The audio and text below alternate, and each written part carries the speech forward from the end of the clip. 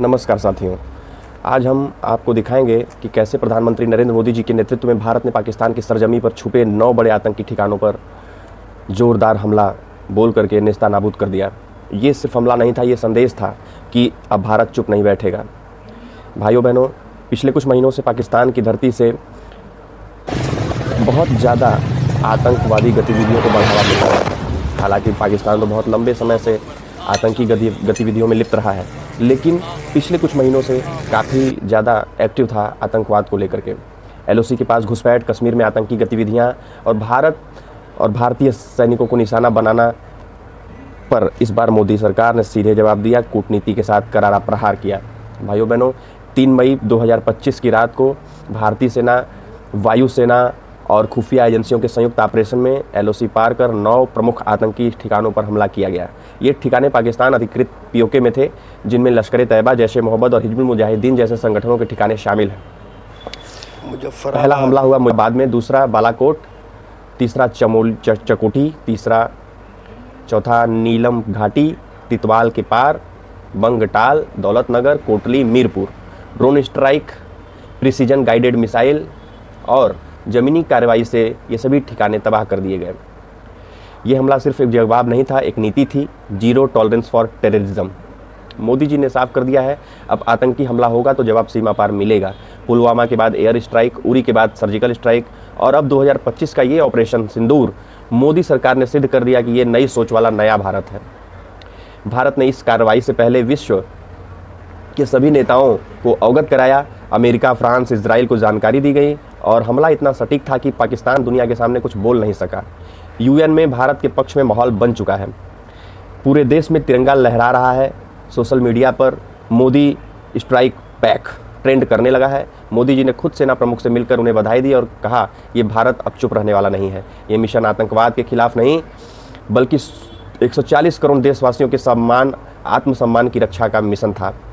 अगर आप मानते हैं कि आतंक का जवाब आतंक से नहीं बल्कि ताकत से देना चाहिए, तो इस वीडियो को शेयर कीजिए, मोदी जी के साहस और पराक्रम को सलाम कीजिए और नीचे कमेंट कीजिए, जय हिंद, वंदे मातरम। मोदी है तो सब कुछ मुमकिन है।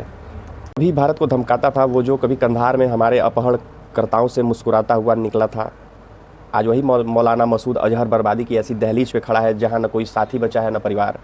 एक एक करके उसके अपने मारे जा चुके हैं और अब खुद उसी ने दुनिया के सामने कबूल किया है, मेरा परिवार ख़त्म हो चुका है।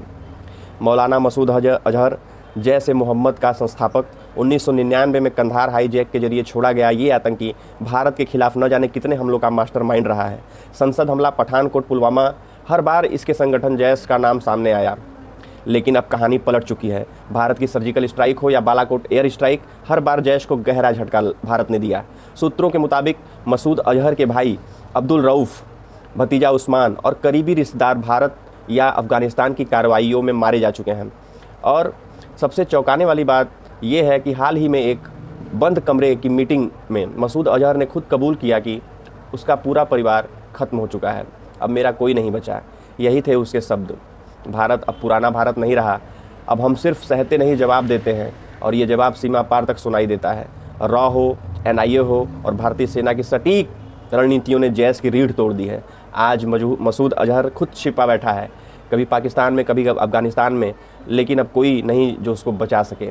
पाकिस्तान बार बार इस आतंकी को बचाने की कोशिश करता रहा है।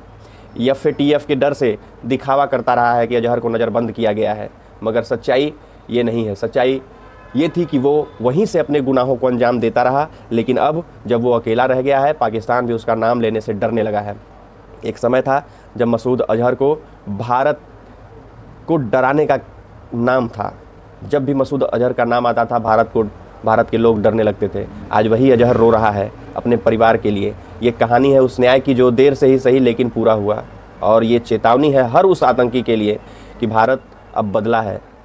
हम चुप नहीं बैठते, हम हिसाब करते हैं। मसूद अजहर के परिवार का अंत सिर्फ एक आतंक परिवार का खात्मा नहीं, ये उस जहर का आतंक की शुरुआत है जो दशकों से हमारे देश को चोट पहुंचा रहा था। जय हिंद।